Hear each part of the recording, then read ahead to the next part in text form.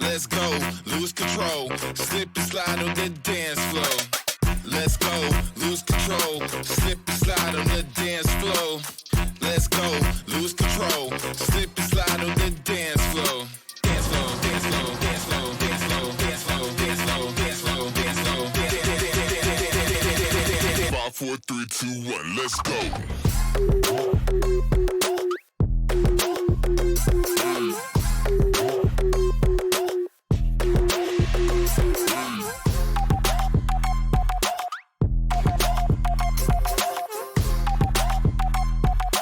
5, 4, 3, 2, 1, let's go.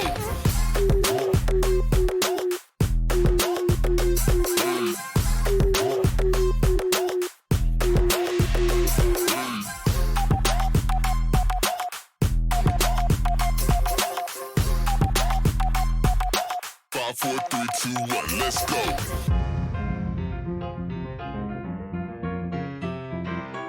Let's go, lose control, slip and slide on the dance floor. Let's go, lose control, slip and slide on the dance floor. Let's go, lose control, slip and slide on the dance floor. Dance floor, dance floor, dance floor, dance floor, dance floor, dance floor, dance floor, dance floor, dance floor. 5, 4, 3, 2, 1, let's go.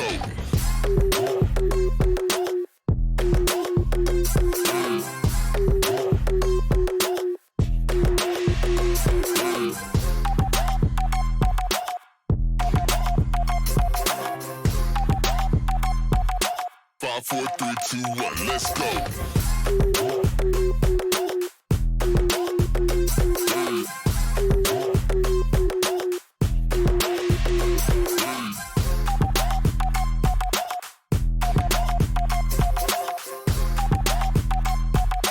5, 4, 3, 2, 1, let's go.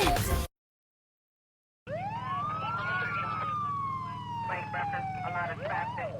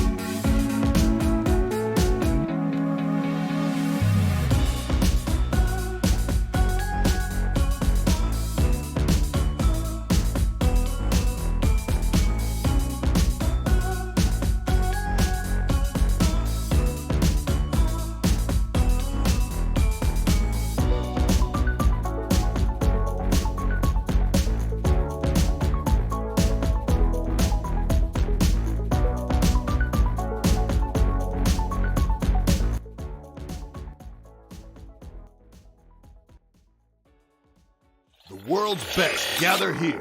XBL baseball starts now. It's crushed to the moon, and we're tied. He picks it up on the second, over to first in time for the double play that ends the inning.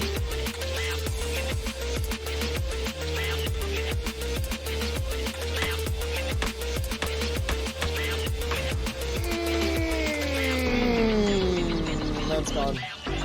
Oh my, oh my, oh my. Trying to repeat. It's gone! And Homer to the pen! This game is over!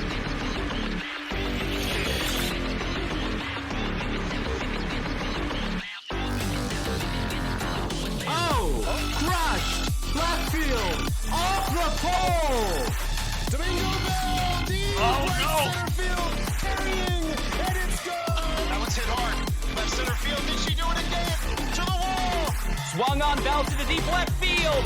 Is this baby gone? A grand slam! Champion! The AAA World Series is over!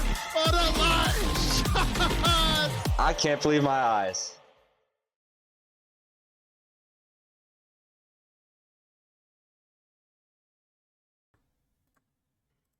Good evening, everyone, and welcome back to another production of the Cross-Platform Baseball League. It is a big production here. It's our end of the regular season playoff preview show of Season 16 coming at you for AAA and the XBL. And joining me for this one, it is our AAA aficionado, Mystery Man, and our newest AAA aficionado and broadcaster, Mr. God's Unicorn. First, we'll toss it over to Mist and say what's up. How you doing, Mist? Doing really good. Yeah, excited for this season. Turned out so well. As far as just turned out to be really competitive. Not a lot of drops. And when you look at the playoffs, it's relatively even. We've got a couple studs at the top in both leagues, but I think we're looking at a really good playoffs this season. Yeah, it is a really great group of teams in both leagues. XBL with the traditional 12-team playoff, and AAA with the 1 through 16 all the way down. Both leagues with playoff cutoffs, so we'll be shouting out the players that respectively missed the playoffs as well in the show here tonight. We're also going to say hey to God's Unicorn. Unicorn, welcome back to the booth. How you doing tonight? You got anything to say about this show we got cooked up? I'm good, a little stuffed up, but it's good to be here with y'all. It was, like both y'all said, great season. A lot of parity, some Goliaths at the top that we expected in the XBL, and then someone like Dynasty at the top of AAA, not so expected. So, of course, like every season, there was some surprises, and there were some people who kind of held their own and did what was expected. But overall, great season. Everyone got their games in well, and it's going to be a crazy playoff run in both leagues. Really excited to see what happens. Yeah, that is a good shout out. Everyone did a very good job of getting those final games in this season. This is probably the shortest amount of time we've ever really had to delay for an end of season that wasn't completely done. And we moved right along with the seeding. A couple unplayed games left in the AAA, not really affecting too much. So we'll go over that a little bit now. As we jump right into things, we're going to go ahead and start with a quick look at our final standings. Allow me to just set my screen up and get things ready for Ox and Uni. But yeah, here is a flash at the final standings in both the XBL and the AAA. And you can see, we'll start with the AAA, a few surprises in there, but mostly in the form of Dynasty, and I would say in the way our AA players really performed this season. I'll toss that to Mist because he's been following that pretty closely.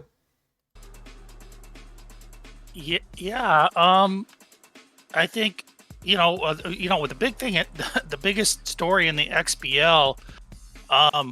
Is that play-in that's going to happen later tonight. I'm going to be involved in casting Seaman against Weaver, which was, nobody expected Weaver to fall quite as far as he did.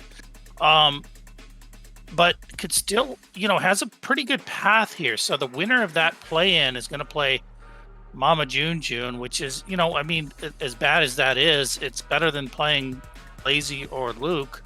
And Wishbone has been on fire all season, and same with Flash.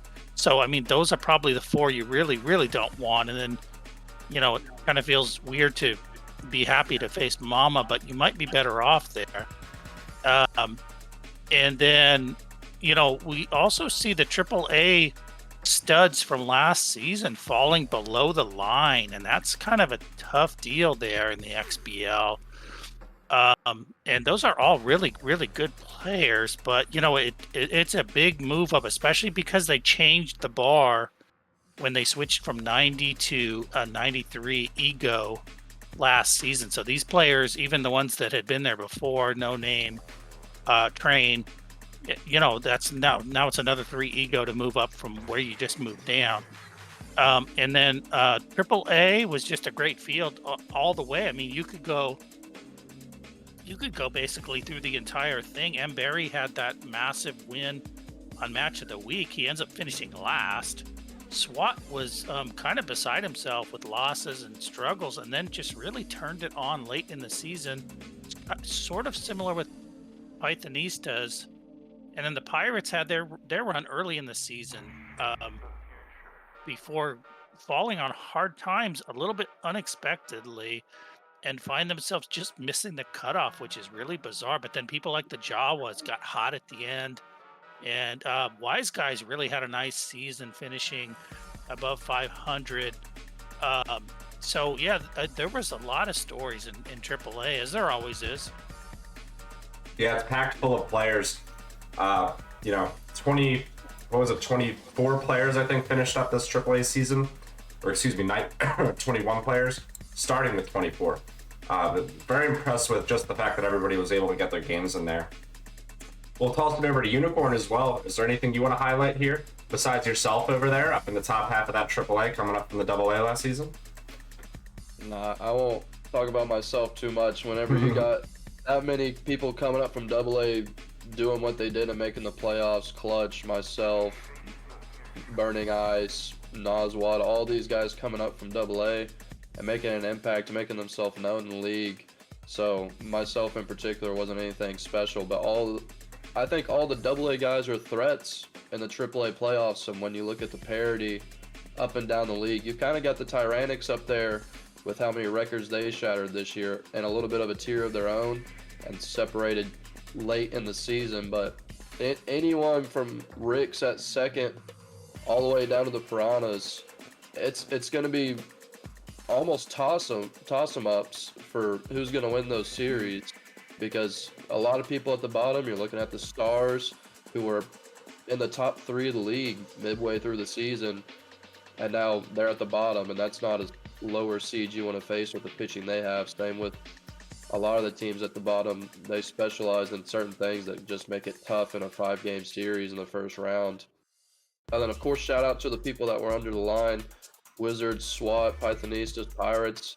They all got their games in. They all kept trucking. One person I don't see on here, I believe, is the Metro. He actually was in his rookie season, and he did a great job fighting through his rookie year and taking his lumps, and that's going to happen a lot of the times, especially jumping straight into AAA.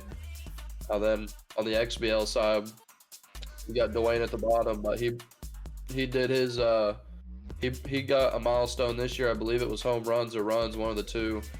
So he made his name known still, and then one boy moving up as well, got 9 wins, so that's good to see from a rookie in the XBL.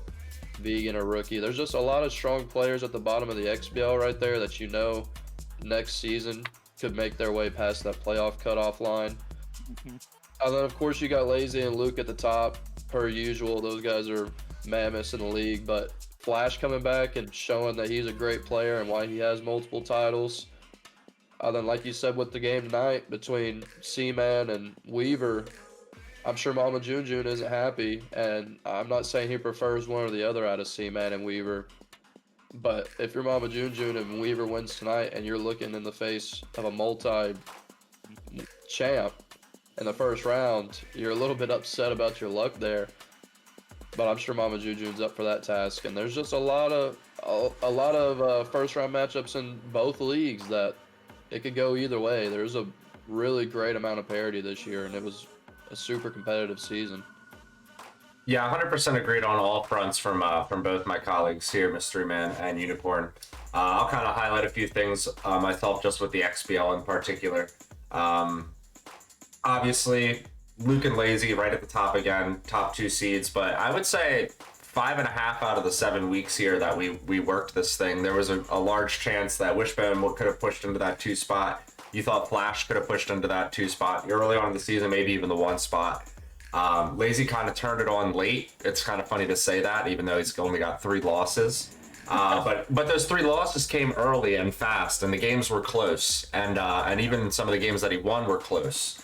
And you started to think, is Lazy not washed up? Obviously, he's got 31 wins. He's not going anywhere. But was he teetering on the edge of what we would all consider normalcy?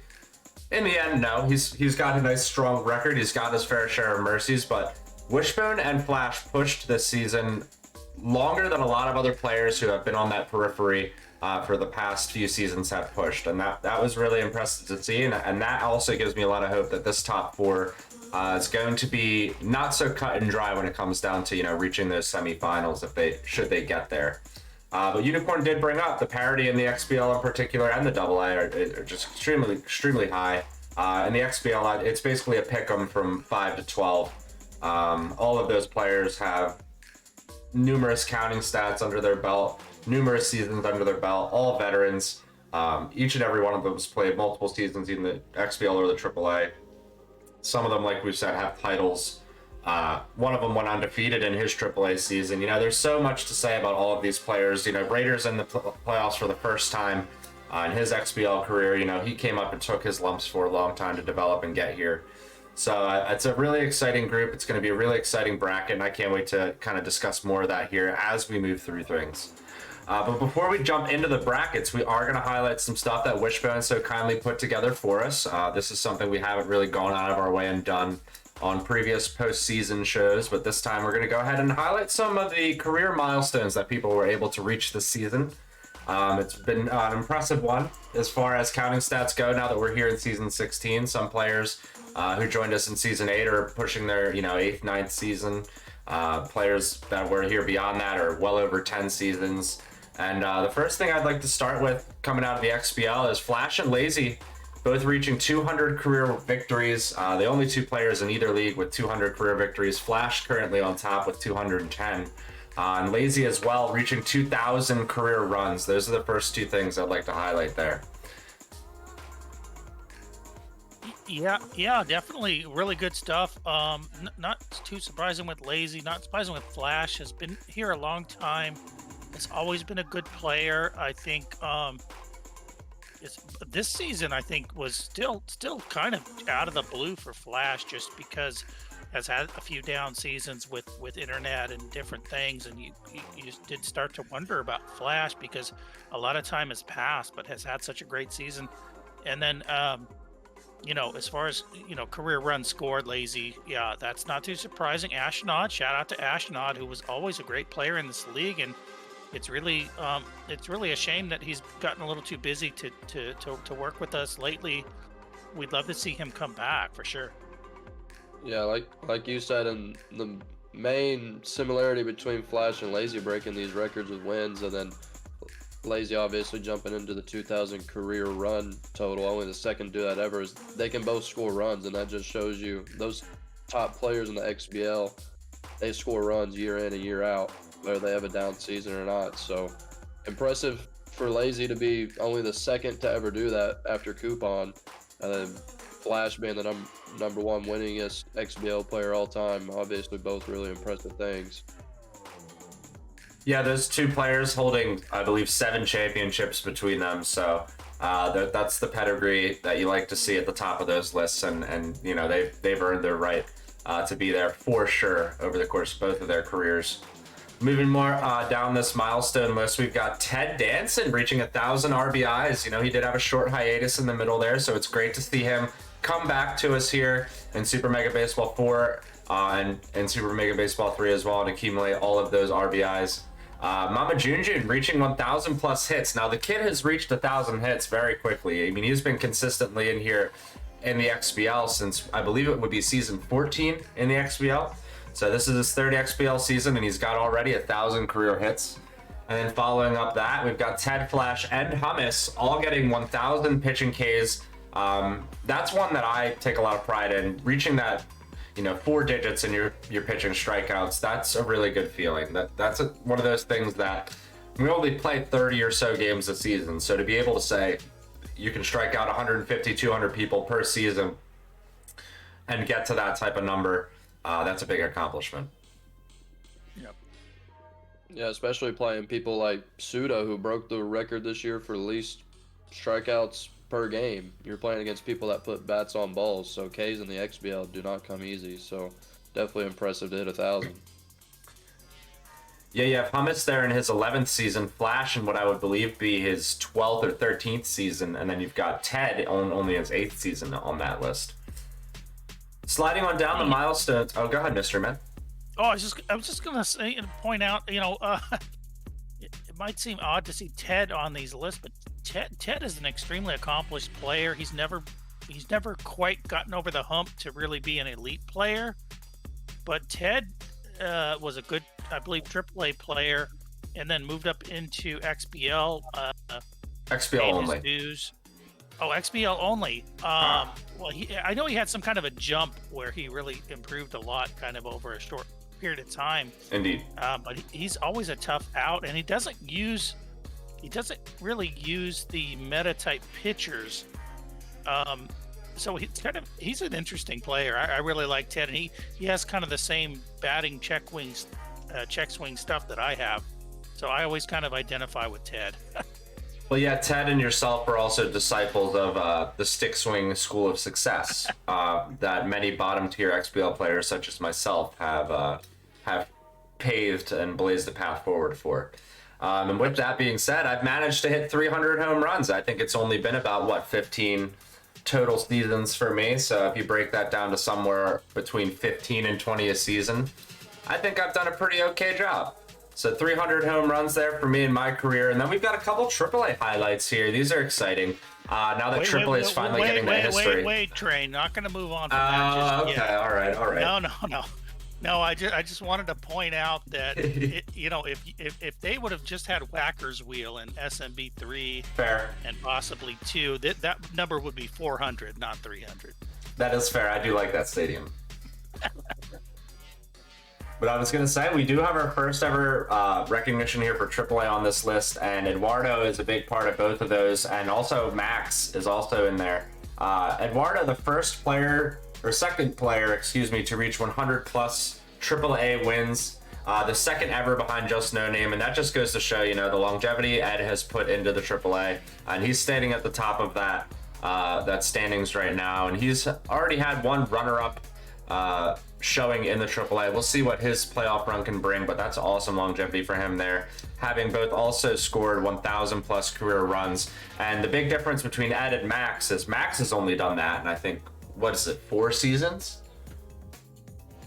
Yeah, and we know Max can score runs. That's kind of his quota, as he scores runs, and he had that late surge this season to jump in after a surprising start to his season, and then hitting 1,000 runs that quick, that's pretty impressive. Dynasty, I think, almost hit 1,000 runs this season. So regardless, hitting 1,000 is pretty crazy. And then Eduardo being now the all-time winningest AAA player. Hopefully he can make a push for his first title this season, and maybe that curveball cheese will bring him all the way to glory. Yeah, and the thing about Eddie is, I feel like I've been in AAA forever, and when I came into this league in season 10, Eddie was already an absolute fixture in AAA. Yeah. So that tells you where Eddie's coming from. He did move up one season into XBL, and then came back down, just depending on ego changes and different players coming in. But Eddie's the guy that's always a tough out. The last few seasons, I've been splitting him, and both games are blowouts each way. So it's like it's hard to get by him. He's tough, and this has been a good season for Eddie. Yeah, big shout out to him for sure for the longevity in the AAA. Him and Ted, both players who come from the early morning school of pennant race, just like myself. The three of us had a lot of trifecta type games in the early mornings, especially in Super Mega Baseball 3. So for all of us to be here on this list today together with some good counting stats to add into the XBL, you love to see it, and love to see everybody else who's also made this list. Hummus with 1,000 pitching Ks coming back after a long hiatus. We hadn't seen Hummus since season 10. So it is great to have him here. And it is great to have everybody here just adding to the numbers, adding to the history of this league, and making this type of stuff possible, because it can't be done without you simply playing those games. I mean, it only takes us 20 seconds to log them. You guys spend the hours playing those games. So that is what makes this all possible. So we've done a good job going over some milestones. We talked a little bit about the final standings. Now we're going to look at the actual matchups and the actual brackets themselves. Let's jump over first to the AAA, where things have already kind of gotten underway. And you can see the Sirloins and the Wise Guys there at the bottom right of your screen. Ed's ahead in that series 2-0 over D-Cell, speaking of Eduardo. So well on his way to possibly some early AAA success. There's some other ongoing AAA games live right now, but nothing else has actually been solidified. So this is basically a fresh bracket, and we can kind of mess around, play pick'em, look at a couple of these highlight matches So Mystery Man, is there anything that sticks out to you here first and foremost?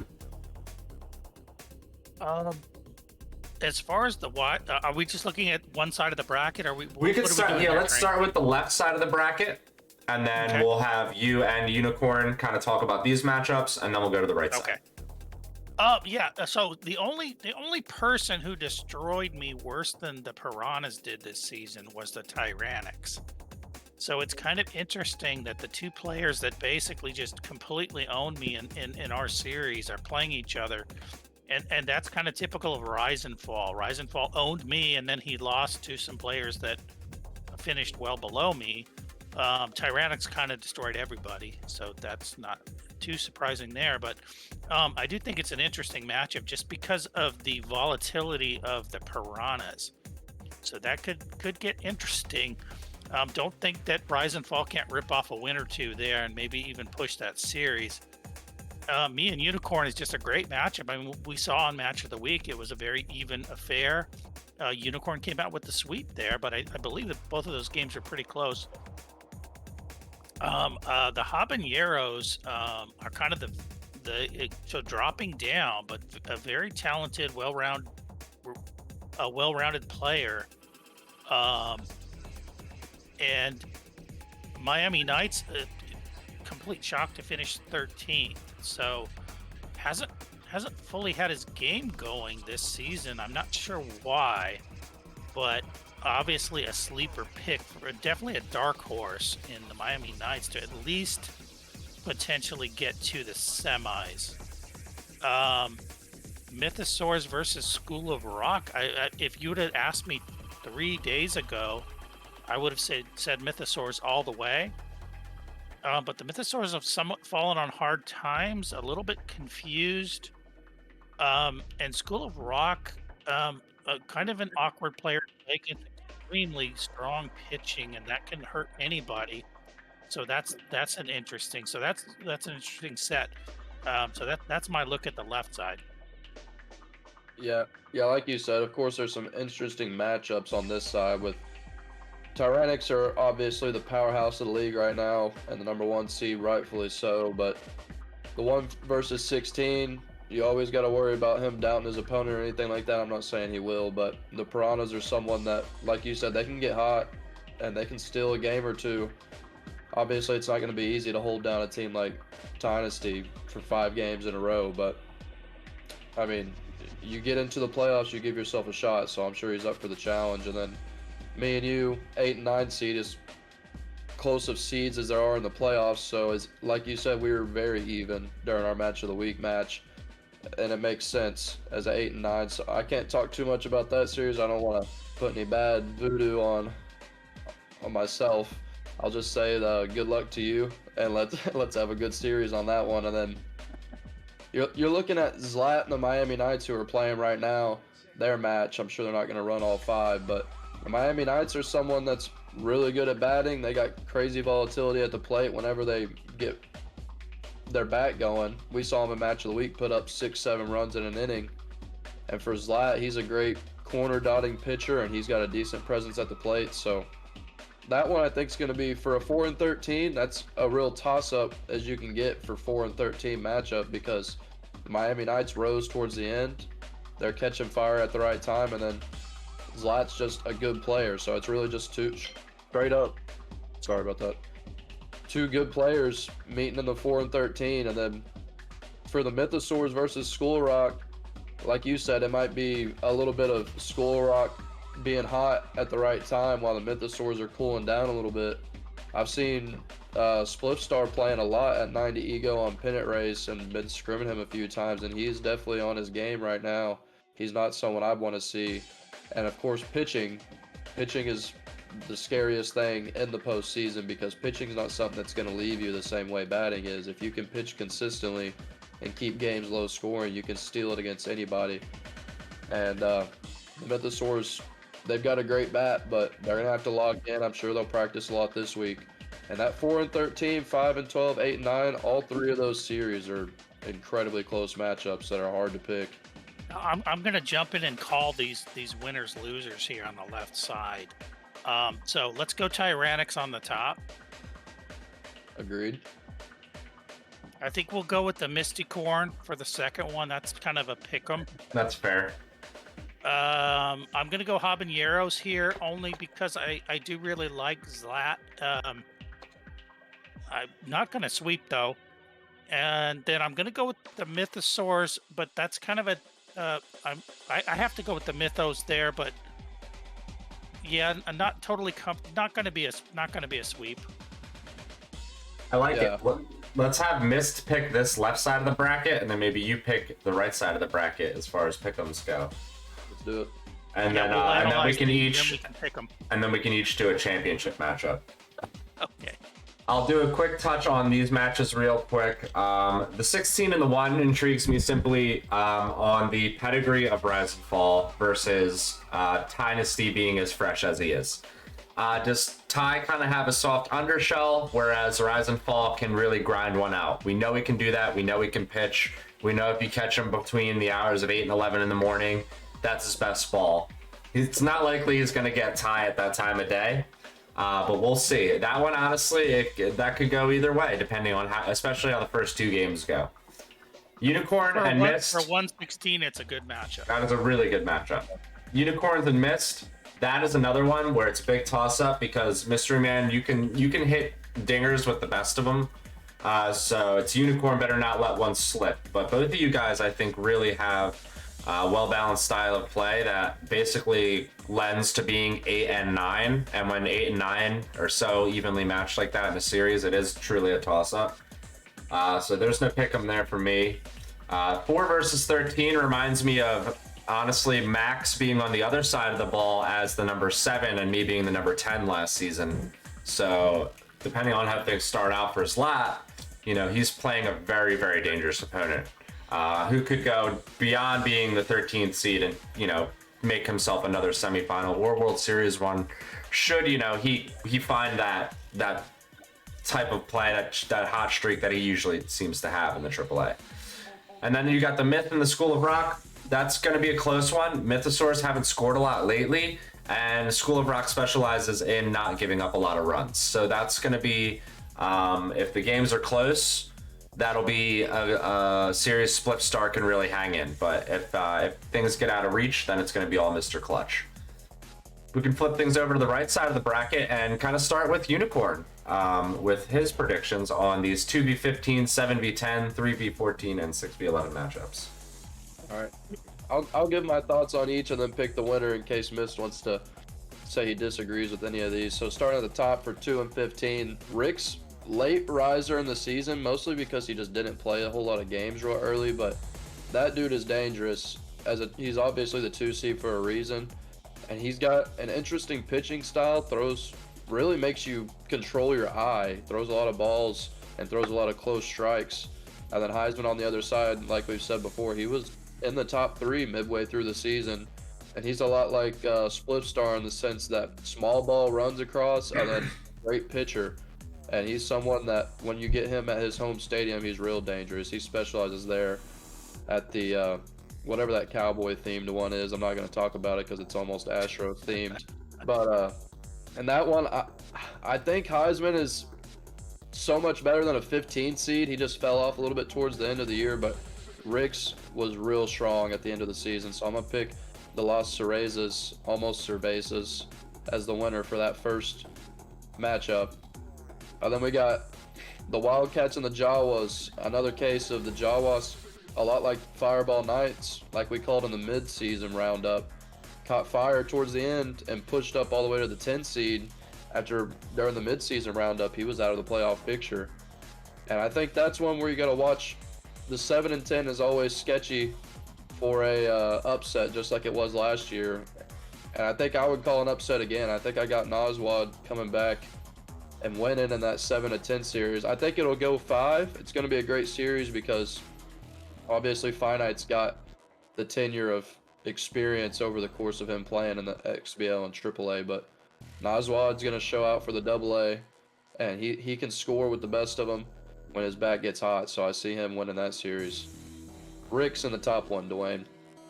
Then I've got Eddie and the Wise Guys coming up, already up 2-0, so this one's a little bit easier to pick. Obviously, it's going to be 2-0, it's hard to come back from. The Wise Guys, at a 500 record, they can split with anybody, but can you win 3 in a row now at this point, especially with the way Eddie pitches consistently on the curveballs? And the Wise Guys are a little bit less consistent at the plate. So it's going to be the Sirloins in that one, I would say. I think the Wise Guys are going to get a win or two before that series is over, but the Sirloins are just on a mission this year. They've had a lot of AAA seasons under their belt, and they know how to work the playoffs, so I could definitely see him winning that one. Then you got the rookie Drake Baseball Club, Fun Size coming in and getting the top 6 seed in his rookie season. That's really impressive right there against Burning Ice, who comes in as a AAA rookie after being the number 1 seed going into playoffs last year in the AA. And that's 2 pitcher specialists facing against each other. They both can locate really well. Ice is a master of using his velo. Drake Baseball Club, we saw him beat Dynasty on Match of the Week. He can locate really well in the corners. I just think the main difference in that one is that Fun Size is a little bit better and more consistent at the plate. And whenever you're both great pitchers and one of you are more consistent at the plate, you got to take Fun Size in that game or in that series. I think the Drake Baseball Club comes out. But we do have that one upset with the Jawas on that side, in my opinion.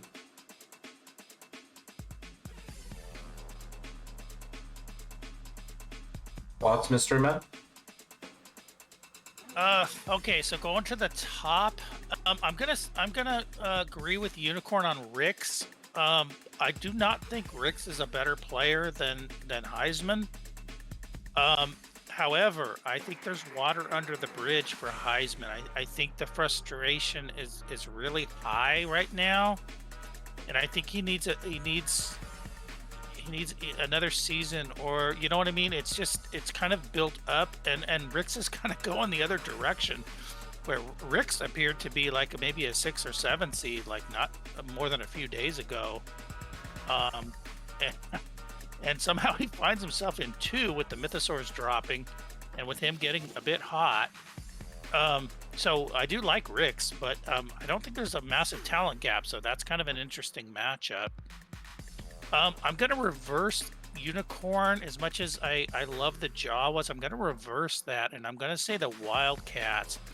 So let's go with the Jawa Cats for the second one, because I do think the talent level is equal, or possibly even on the side of the Jawas, but I don't think the Jawas have stood in the fire of a playoff series at this level, whereas I think the overall experience here of finite provision is going to somehow win out. I do think that the Jawas are a little bit better on the hill, but I think finite is potentially stronger at the plate. So I'm gonna go with the Wildcats there.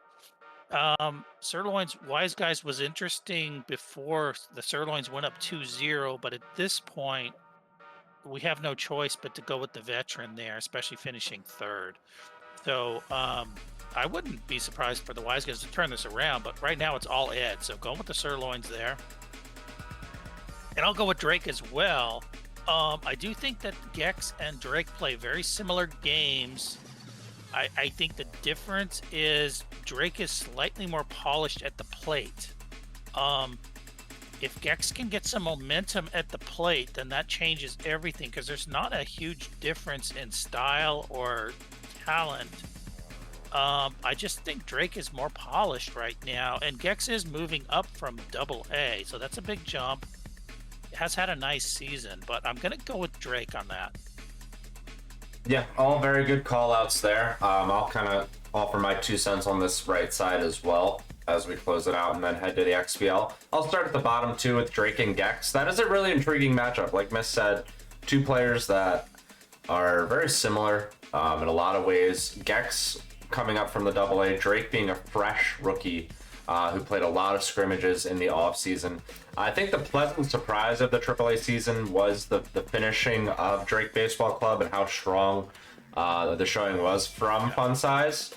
So that's what Gex is kind of up against, but the sheer veracity of Burning Ice in a 5-game series is something that we haven't really seen at the higher levels. I mean, we saw him in AA last season. He didn't quite make it all the way through the tournament, but I don't know. This is the type of guy that he'll dog you. He wants to play all 5 games in one sitting, you know, and if if you're on tilt and you've already lost 2, that's how you lose that 3rd, you know, and he knows how to play that game. So that'll be an interesting one to watch.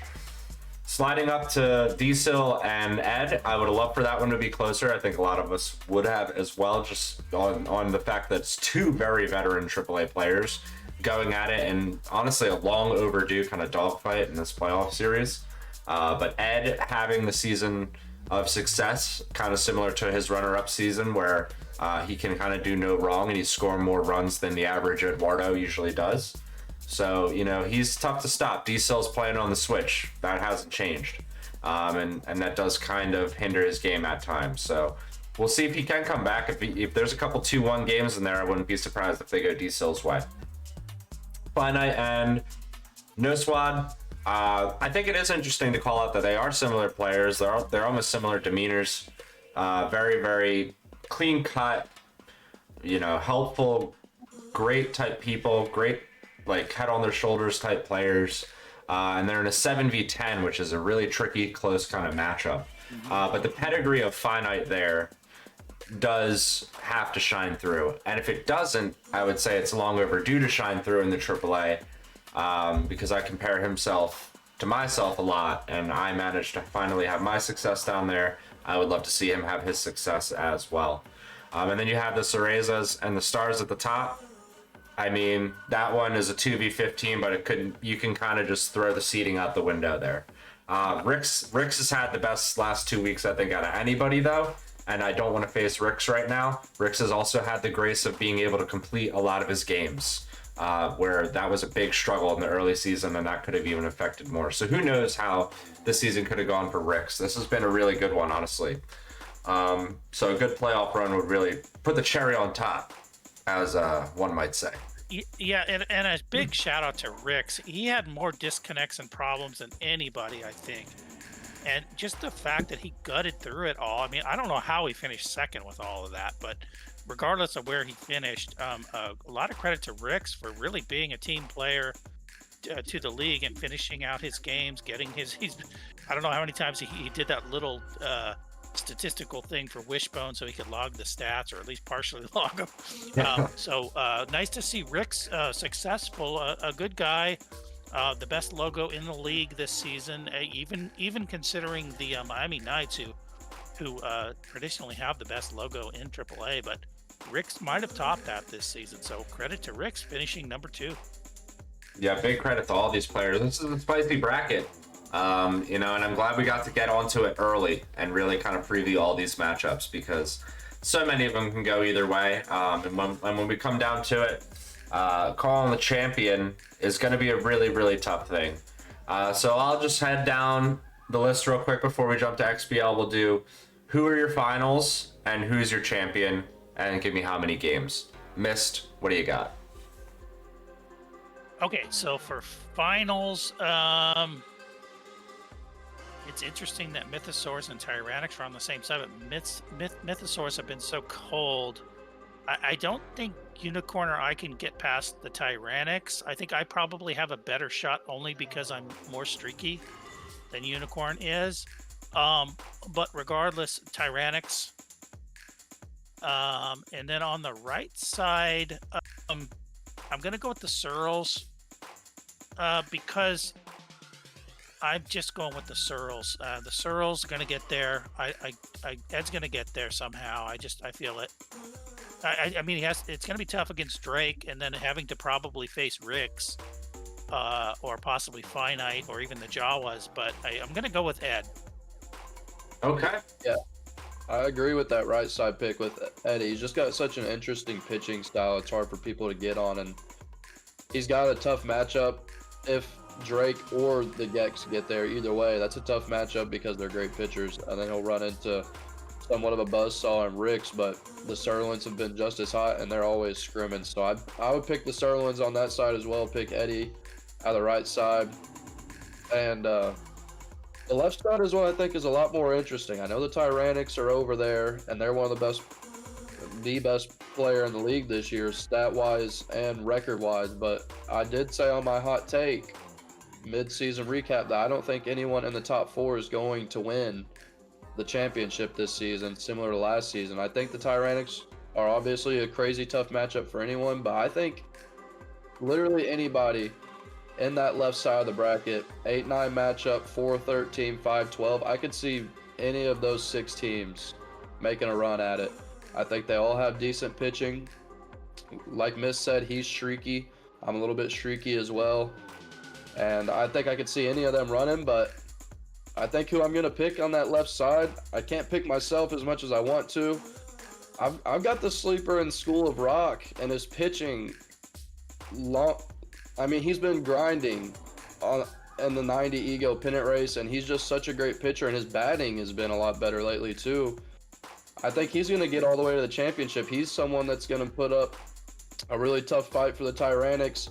It's going to be hard to hold him down in the best of 7 if he reaches the semifinals. But that's my sleeper. I got to keep no one in the top 4 is going to win, and I'm dropping down all the way to 12. I think Spliff is going to be in the championship against Eddie. And then I got to pick Spliff against Eddie. So Spliff, don't let me down. You're my dark horse going with School of Rock. Rock and roll, baby. Love it. I love it. I love those picks. I love to see that. I'll throw my own hat in the ring here. And say quickly, this is one right here, this matchup, Hobbs and Mythosaurs. It's a shame they're on the same side of the bracket, because that's one I would probably pick to be a final type matchup. With that being said, I think the entire left side of the bracket hinges on this matchup right here, 4v13 in Habaneros and Miami Knights. Because if the Habaneros win, I think Zlatanimo goes all the way. I don't disagree. It's a good pick too. I think he's got the vibe, he's got the pitching and he's got the clutch hitting. He could probably lock in the late innings. If he's down a couple runs, he'll have the comebacks in him. But he has to beat Fireball Max, who can beat him, and that was a matchup I want to have my eye on this whole time. But I'll pick Zlat for my left side of the bracket. This right side of the bracket, definitely a little bit trickier. I wish I could pick Diesel because we're both from New Jersey, but that doesn't always get you all the way to the finals. It hasn't ever gotten me to the finals or any type of success in the XBL itself, only the AAA. So let's pick... Man, Ed's a popular one for this side of the bracket, but if I had to see Ed versus Ricks in 7 games, I'm really not sure how that would go. And I'm not 100% confident that my man Eduardo would score as many runs. So I'm going to go with Zlat and Ricks in a spicy habanero versus cherry finals. And if that's the case, I would pick Zlat in 6 games. Wow. I think that's a good... If Zlat wasn't the 4 seed and I wanted to run my hot take back, he would be my next pick too. That left side of the that's bracket, a 4v2. Yeah, I think that left side of the bracket is just so strong. Not to talk down on the right side, but there's a lot of strong players on that left side. I think that's a tough matchup all the way to the finals on that side, no matter who makes it. Yeah, the left side is very, very strong with a lot of like sleeper type, champion type players, whereas the right side is more so wild matchups of very even kind of players. Or people who made a big run or a big slip. Yeah, so it is kind of a tale of 2 sides here. Yeah, this AAA was very, very fun to go over. I think this has a lot of meat we can sink our teeth into as the series start to unfold. Well, yeah, great job, guys. Thank you for the analysis on that. Let's head over to the slightly smaller but still just as exciting XBL bracket now. The first thing that I think, obviously on all of our minds, that we have to go over is now, especially, it is 10 o'clock on the dot, so 2 hours from right now. We've got a 1-game playoff in the XBL for the final playoff position. Number 12 versus number 13, winner take all at the home field of One-Eyed Seaman and his swashbucklers. The Beavers are coming to the house. Can the 3-time XBL champion earn himself a playoff spot? We'll ask Uni first. Uni, call it. What do you got in that game tonight? Well, I mean, Weaver's got multiple championships. He's got the pedigree. It's hard not to pick the Weaver Beavers in that one. That's about all I have on that. I'm putting all my faith in Weaver, and that's going to be a hell of a matchup tonight. Seaman is going to... He's a good player. He's averaging over 6 runs a game, I believe, this year. But the Beavers are something scary to face as a play in one game.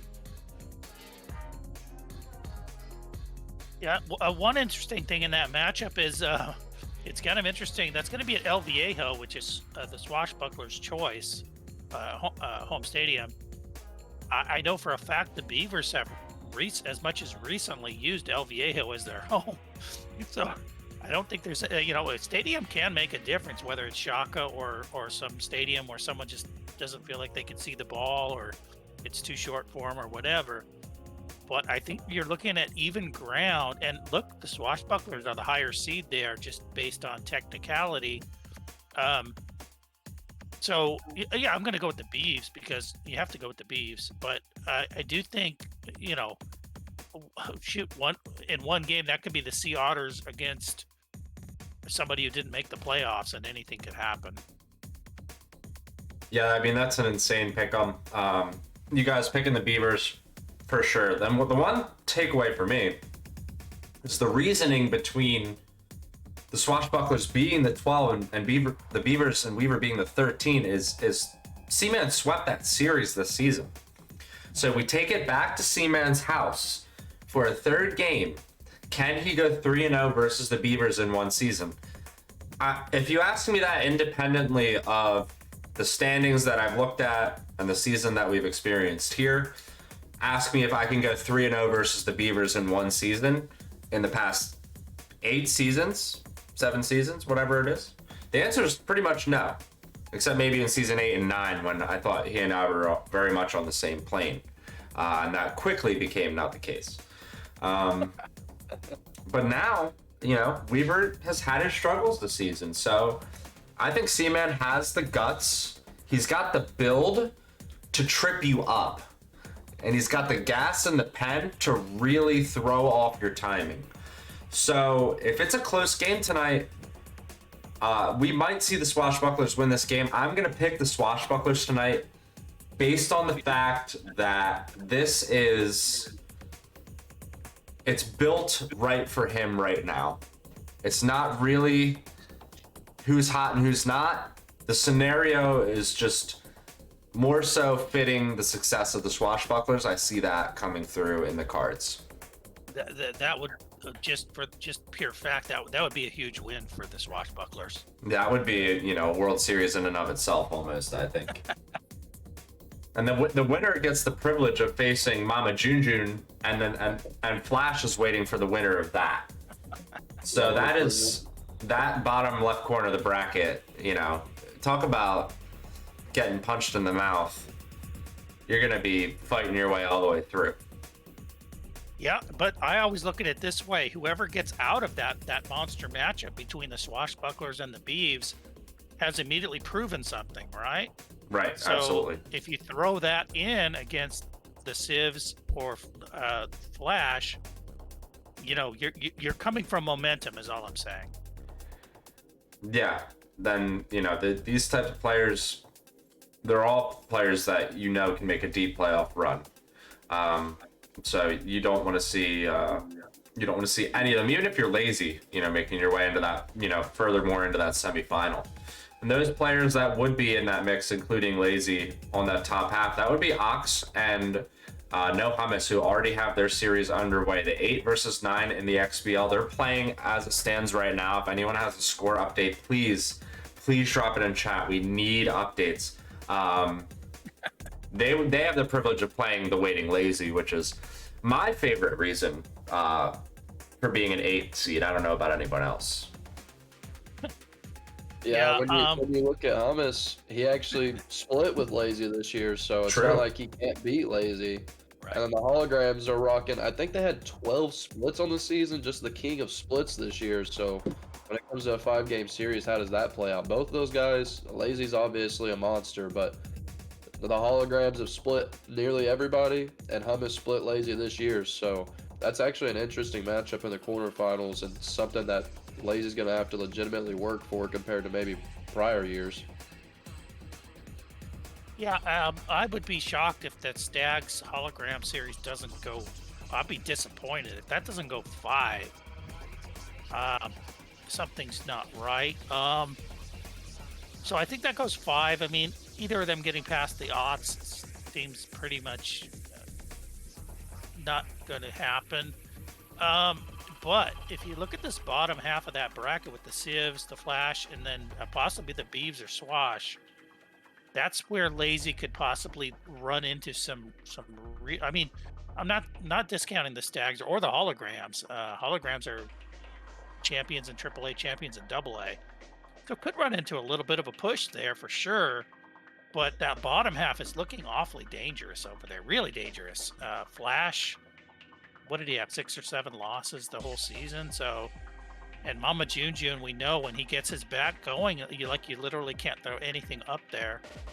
So, and then the Beavers are 2-time champions and has beaten the likes of Lazy. So it's pretty wild stuff on the left. Yeah, that entire side of the bracket's insane. You know, if you're looking at the higher seeds, you know, winning out and getting to the semis, you end up with a Flash versus Lazy semi-final, which is like, you know, there's been a few times where I've thrown around that moniker, the matchup that was promised.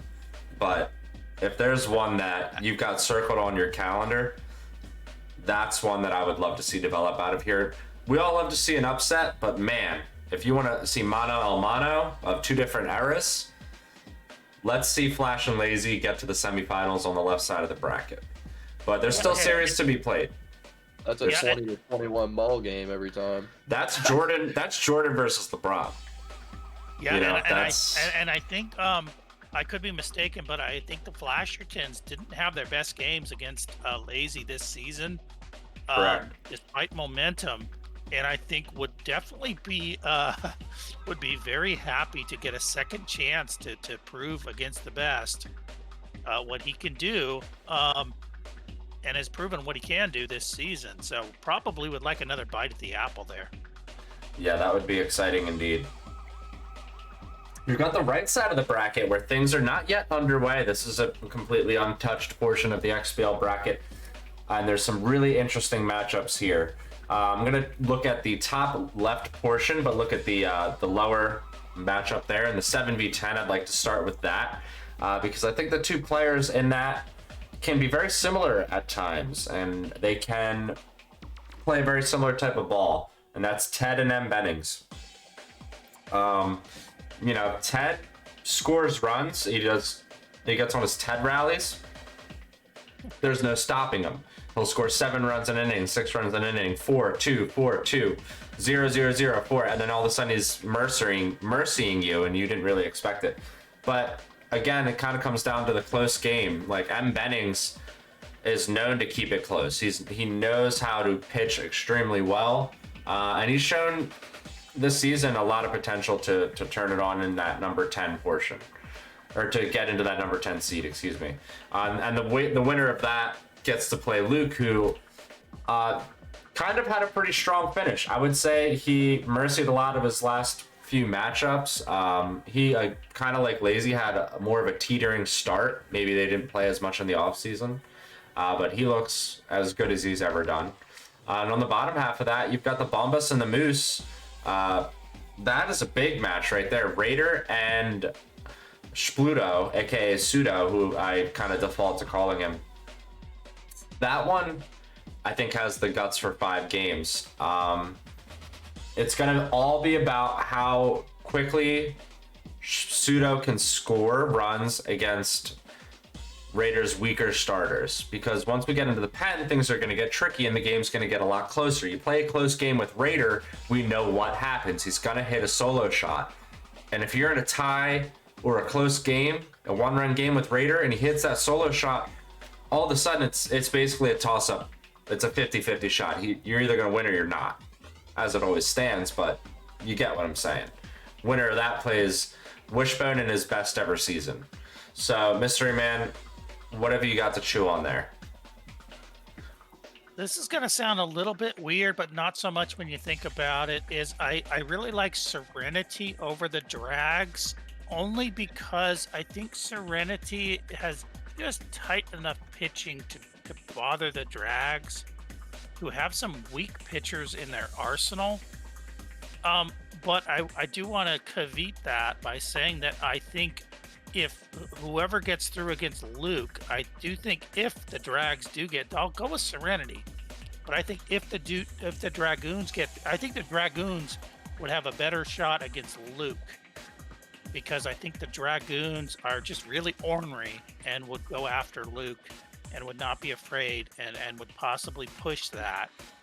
Not that Serenity couldn't, of course, but I'm just saying. So I'll take Serenity there, but I like the Drags a little bit better in a Luke matchup. And then on the bottom, you've got the Moose and Bombas, and it's exactly what you said. If the Moose can get through the first 2 or 3 innings, then you've got the Dragons coming in there, and the Bombas, it's going to be very difficult to hit against Tiffany and the other left-handed guy. And the other thing is the Moose can pitch with anybody. So even if he gets stuck with a few of his other pitchers out of the pen, he has a lot of confidence in those pitchers. I can't not pick the Moose. So I'm going to pick the Moose to move forward in that. But I do think the Astronauts will eventually move forward on the bottom half. Yeah, I agree a lot with what you said right there, Mist. I think Serenity is a really tough pitcher. I think it's going to be a 5-game series between him and Ted. Personally, I think Ted's going to win, and I do agree completely that I think Ted does have a better chance against Luke just because of his play style. Because when you look at the Serenity, they're pitching specialists, but honestly, how much does that matter against a team like Luke who can hit anywhere? Any pitch that you give him, he can put into play. So that's a tougher matchup if Serenity makes it through than it is for Ted, who's more of a well-rounded player. But like most 7 to 10 matchups, that's a real toss-up. Personally, I have Ted. I don't have Ted beating Luke in that next series, but I do think he's going to win a game or two. And I think I think he played him close this year, if I remember right, looking through the box scores earlier today. And then on the bottom, you got Suda, who obviously won the Cup this season, which means he can beat anybody and run the table like he did in the Cup. And Dark Raider getting his first playoff showing. Just to piggyback on exactly what y'all said, if the Moose force you to play their play style, it's hard to win. He pitches so well.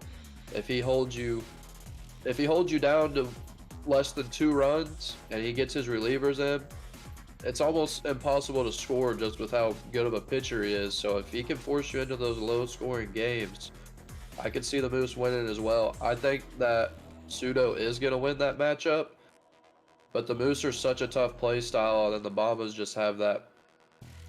They just have a little bit better presence at the plate, obviously. They've got weird pitcher builds, but it's going to be a great matchup. I think both the 7 and 10 and the 6 and 11 go 5 games, but I do think the top season both win and then have tough matchups with Luke and Wishbone over there. That quarterfinals is going to be all amazing teams. That's going to be a really competitive series to whoever makes it on both sides of the bracket. Yeah, the XBL top 8 is going to be probably the most stud-filled top 8 of all time, or at least in recent memory. That no matter who gets through there, everyone's got to feel good about making it that far in a gauntlet like this. A lot of good call-outs there. The one that I really liked and I really do agree with is Ted versus Luke. I think we all know what happens when Ted gets one of his Ted rallies going and Luke's not really having it. You know what I mean? And the game starts to unravel from there. And if that is a series, if that's a best of 5, like Mystery Man said, Ted's gonna keep his foot on the gas. He wants to play. He's gonna want to play now. He's gonna want to play early. He's gonna want to play when he can play. There's gonna be an entire series within the series there. So I'd love to see 2 versus 7 on the right side of the bracket. If M. Bennings gets through on the virtue of the close game, which he very well can, it would be a much more quiet, calculated type series. But again, that would be an interesting matchup to watch. Bombas and Moose, I already did talk a little bit about that, but my pick for that specifically would be Pseudo. Based off of veteran nature, based off of pedigree, based off the ability to play and win close games. But I don't think he's going to get away easily. at all because he's kind of played down this season to the level of his opponent. It seems to in at least one of the games in each pair. So he's got to stay on his game for all 5 games, and I would like to see that kind of occur. But this XBL bracket, I mean, like we just said, studs all the way through. Whoever makes the top 8 should be proud of themselves. Who's already through in the top 4, the players who have earned the buys. Very, very impressed with these players. Could have gave you my first 2 off the top. My 3 and the 4, they were more of a toss-up. But great job by all those players. So let's pick a quick World Series. We can ask Uni first. Who do you see making it all the way? You got any games to call? Anything like that?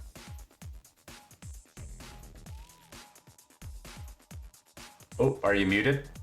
Oh, I think he muted Oh, himself. sorry about that. I was There you go. blowing my nose. All good, all good. Like we said, the top 8 is just, that's so hard to pick. Same as the AAA. It's just, there's like 7 or 8 teams that you can legitimately make a case for in the XBL and the AAA. And Wishbone's had a great season. He had an amazing start. He was in first for a long time. I think the Astronauts come out of that side, and then I think Luke's going to win as well. So we'll see a Wishbone versus Luke over there. And I do think Luke is going to win that series against Wish. I think it's going to be 6 or 7 games. I think Wish is going to live up to the fact he's had his best season yet. He's going to show out, but I've got Luke returning to the World Series on that side, trying to defend his title. And then on the left side, geez, the Lazy, Flash, Weaver, if he gets there because of the playoff prowess that he's had and the overall fact he's won multiple cups, and then Mama June, those 3 are tough to win or tough to pick. But whoever makes it out of that bottom and plays Lazy, it's hard to pick anyone against Lazy. But I think if Flash gets there, he's your best bet to beat Lazy just because he can match the firepower, and I do think Flash can beat Lazy in a series and match up with Luke. And then you're going to have a crazy matchup right there. 2 people that can score runs, 2 people that are good pitchers. Flash had really low ER. I don't know the exact number, but I know he's pushing for the Von Asen this year. And then, oh, that's a tough pick, but I think I would pick Flash coming out of in the championship right there against Luke. Flash is just on his way to really just the return of the great one, and that's how you top it off. Get another XBL crown. I think the semifinals are going to be insane, all the way from the quarterfinals, but really when you get in the semifinals, those matchups are going to be crazy. But I do think Flash returns to glory this year. Mystery Man, what do you got? All right. So, are you guys getting an echo? I think we're good. Okay, we're good. Yeah, so I don't think anybody could stop the C-Aughts on the left. As great as the holograms are, and possibly the Stags, if they somehow move through there, Aughts should make it to the semis. On the right top side, I think the only person who can get through the Mallards is the Drags, which would still be a long shot, but not impossible. I think the bottom left is just a pick 'em between those 4 teams with Flash, the Swash, Beavers. Any 4 of those could come through. I don't think they can beat Lazy, so I'm going to put Lazy in the finals, the Sea Otters in the finals.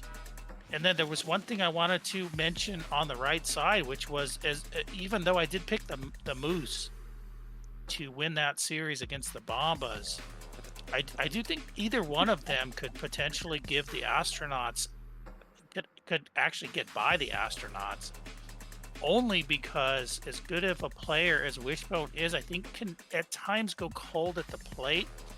And especially, both of them, the Bombas and the Moose, they have kind of funky pitching, good pitching that can sometimes bother people. And I think they could both bother the type of hitter that the Astronauts are. So that's kind of a tough one. But, I'm going to say that regardless of who comes through that bottom right, it's going to be the Mals. If the Drags get through, possibly the Drags. but I think Drags Astronauts would be an incredible matchup in the semifinals if that were to happen. So I'm going to put the Mals in there. And then for a championship, I'm going to go Lazy. Okay. I mean, that's a solid pick 'em. Lazy versus Luke would be a rematch. We also have news just in. We got the raid from Oxbox. We got the news from Hummus. He just took the series. So number 9 over number 8 in the XBL upset. Lazy versus No Hummus, our first quarterfinal matchup in both leagues. Congratulations to Hummus on the return to the XBL and to the playoffs and to the quarterfinals into the top 8. Amazing. Yeah, that is amazing. Now, I find it funny that you would all, play for 7 weeks and converse and speculate about how this is all going to go down. And we'll put on a whole show and we'll talk with Unicorn and we'll talk with Mist and we'll ask them what they think. When really it's all been in the script the entire time, right? So you've got on one side of the bracket here, my friend Flash from the league office. And you've got on the other side of the bracket, my man, Wishbone from the league office. So naturally, me being from the league office, I think the World Series, based off of the script that I've read and also partly written, is going to be Flash versus Wishbone. And Flash will, in 7 games in dramatic fashion, walk off with a home run. Joe Carter style against poor Wishbone, who deserves it more than anybody. But for the sake of narrative, For sure. Flash has to return to the top of the hill. I think this was it's all written in the script, at least that I have hidden under my desk. I don't know about yours. No, even if we see some bans, that's probably going to be it. That'll probably happen. No, yeah, and you are in the semifinals as well, Hummus. You're going to sweep Lazy. There you go. Stag's on fire. Stag's on fire. But yeah, all jokes aside, I mean, that would, just for different picks' sake, I'll own the league office pick on that. I would love to see Flash versus Wish as an actual World Series matchup there. I did pick Flash as my hot take. I do think if that did happen, that would be a fantastic series. Yeah, I think anyone that Flash, Wish, anyone that makes it to the top 8, like we've called, they can make it to the finals, and no matter who matches up against each other, it's going to be a crazy finals this year. I think no matter who makes it off of each side, it's going to be 6 or 7 game series, which is exactly what you want for the playoffs. It's like there's so much parity this year. Any way that you pick it, you can make a case for it. There you go. And when we get to have this much fun, we all win. I really do think this was an awesome show tonight where we got to go through both brackets in a really in-depth kind of fun way. It was cool to go over the standings as well and to look over some career milestones for everybody. But that's really all the content we have for you tonight on the playoff preview show. We don't want to get too deep into the pick'em because we could sit here all night and do it all over again. But I think you heard a lot about what me, Uni, and Mystery Man all think about how this is all going to play out. Now it's up to you to show up to those games on Twitch when everybody's streaming and watch how it all goes down. This has been really, really exciting, and it's been a huge pleasure tonight to take this on. I'll pass it around to my homies. We'll start with Mystery Man. Is there anything you want to say tonight before we step away? No, let's get it on. We've already got people jumping in. They're playing full series, partial series in the AAA. Want to thank Unicorn for gutting it out here under the weather. He just did a match of the week under the weather. Now he's jumping in here doing some analysis under the weather. And of course, Train for being the ultimate producer for putting on all these stuff, and Wishbone behind the scenes with crazy graphics. And we got that new trailer. Boy, a lot of excitement here in the XBL these days.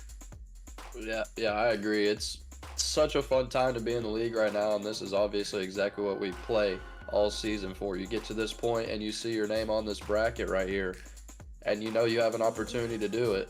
No matter who you are, no matter what matchup you have, you're going to have to play the best players. But like we've said a bunch of times, there's so many people that can win it. And this is the best time of year for Super Mega Baseball players. It's going to be so much fun, and it gets kicked off it's already got kicked off with the Stags going through and then Ed up 2-0 in his series. Y'all make sure y'all tune in tonight for the Swashbucklers and Beavers. That's going to be casted by Mist and Zlat, and they're going to do a great job over there. There's obviously always a ton of people to thank on these broadcasts. Mist in here, Dwayne, Wish behind the scenes, everyone that helps send in clips and things like that. And man, I hope y'all are excited as me. This is going to be, I mean, this is only my second playoffs, but man, this feels like the most competitive series in a while, playoff-wise.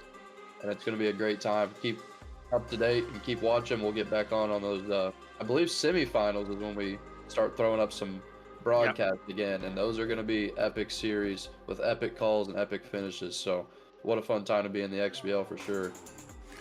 Yeah, I mean, I couldn't have said it better myself. Unicorn, thank you so much for putting a bow on everything here tonight in such a fine way. Everybody, this is what we do it for. This is why we're here. We thank everyone who puts in their hard work and their time to make this all possible. That goes beyond who just puts on these casts. It's you literally playing the games. I said that earlier. We don't have these stats or this bracket or anything unless there's just a bunch of people out there that want to play Super Mega Baseball for 9 innings with a custom team, with other people who are also good at the game. And that's really the base level of all of this. And that's why we're all here. And it's awesome to have fans of that. It's awesome that the people that we met along the way that are so talented that have contributed to this. Urban Legend for all of his voiceovers, Mickey the trailer guy for the original trailer. We've got Mad River Dog with the second new trailer. All of the casters over time, the current casters, the past casters, and the casters to come. It's a pleasure to have everyone, put their actual free time in to do this, put this on our back and make this thing happen. That's why, in the end, we all do win. So, everybody, have a great rest of your night. We'll be back on this channel live again with the semifinals. But before that, we also will have our award show. So keep your eyes on the Discord. We'll see who wins the Long Ballo Best Hitter Award, the Von Asen Best Pitcher Award, Rookie of the Year, Most Improved, Plays of the Year, and we've probably got plenty of lowlights and disconnects to highlight for you too. So yeah, stay tuned everybody for that. We will see you next time. Have a safe and pleasant evening, everyone. Now go watch some playoff baseball. Let's get it on.